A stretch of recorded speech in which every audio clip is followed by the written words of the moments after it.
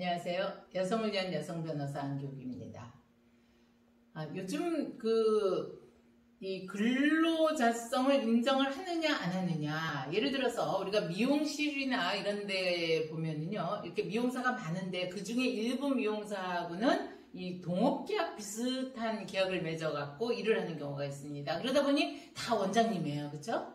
뭐 무슨 원장님 이렇게 부르는데, 이런 경우에 이 동업계약을, 점주와 동업계약을 맺은 자가 근로자이냐 아니냐. 그러면 근로자라고 하는 것은 이제 뭐 예컨대 뭐 어떤 출퇴근 시간을 이렇게 터치를 당한다든가 하고 뭐 어떤 취업 규칙에 따라서 뭐 근무를 한다든가 뭐 여러 가지 그런 근로자성을 요구하는 것들이 있죠. 네. 어떨 것 같으세요? 우리 대법원에서는요, 미용 점주하고 개별적인 동업계약을 약정한 미용사는 이것은 근로자라고 볼 수가 없다. 이렇게 판시했습니다.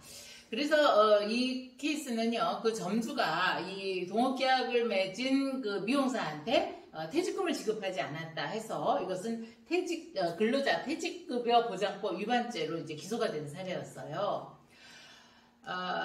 이 무죄가 나온 이 사례는요, 이 미용사가 2005년부터 2018년까지 18년간 퇴직금 4,800만 원을 주지 않은 혐의로 기소가 돼서 재판에 넘겨진 건데요. 우리 1심, 2심은 동업계약을 맺은 그 미용사가 그 상호, 영업장소, 시설을 이 점주가 제공하고, 미용사는 미용기술, 노무를 제공함으로써 공동으로 미용실을 운영한다. 그리고 매월 매출액 중에서 일정 비율에 따라서 배분한다. 라고 하는 이제 약정을 한 겁니다. 그리고 실제로 그 약정에 따라서 이제 매출액을 구분해갖고, 미용사별로 이제 약정에 따른 그 비율의 그 돈을 받아간 거죠. 네.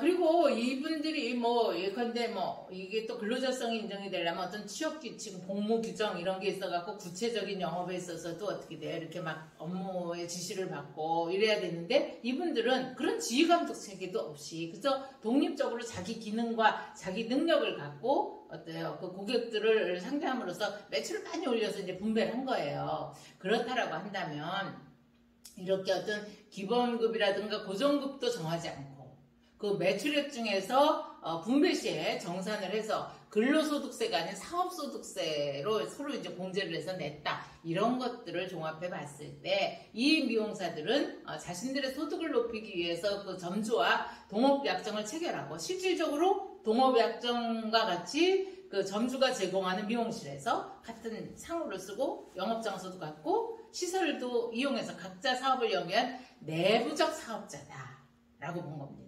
그래서 이런 경우에는 이제 그 근로자성을 인정할 수가 없다. 그래서 1심, 2심에서와 마찬가지로 대법원에서도 이것은 이 검찰에서 근로자성에 관한 법률을 오해해서 올라온 거기 때문에 그것은 1심, 2심에서 무죄 선고를 한 건 잘못된 게 아니다 라고 해서 이제 검사의 상고를 기각했는데요. 이렇게 우리가 이 동업계약이라고 하는 거로 인해서 어떤 그 소득에 대한 것을 이렇게 안분 배당할 때도, 예를 들어서 형식은 동업계약이지만 실질적으로는 근로자성이 인정되는 경우들이 있습니다. 예를 들어 기본급여를 정한다든가, 그 출퇴근 시간에 어떤 터치를 받는다든가, 업무에 하는 활동에 있어서 어떤 그 제재를 받는다든가, 그런 것들이 있고, 또 어떤 취업 규칙이라든가 이런 거에 따라서 지시를 받거나 할 때는 또 근로자성이 인정이 되거든요. 그래서 동업계약을 한 미용사가 근로자로 인정이 안 돼서 퇴직금을 지급하지 않아도 된다라고 하는 거 하나만 갖고 무조건 다 또 이게 적용되는 걸로 아시면 안 됩니다. 모든 사례는요, 구체적으로 들어가면 그 행위 형태, 어떠한 조건으로 어떻게 계약을 해서 어떻게 결과를 내고 있는가를 다 들여다보셔야 돼요. 네. 또 궁금한 점 댓글 주시고요. 구독, 좋아요 함께 해주세요.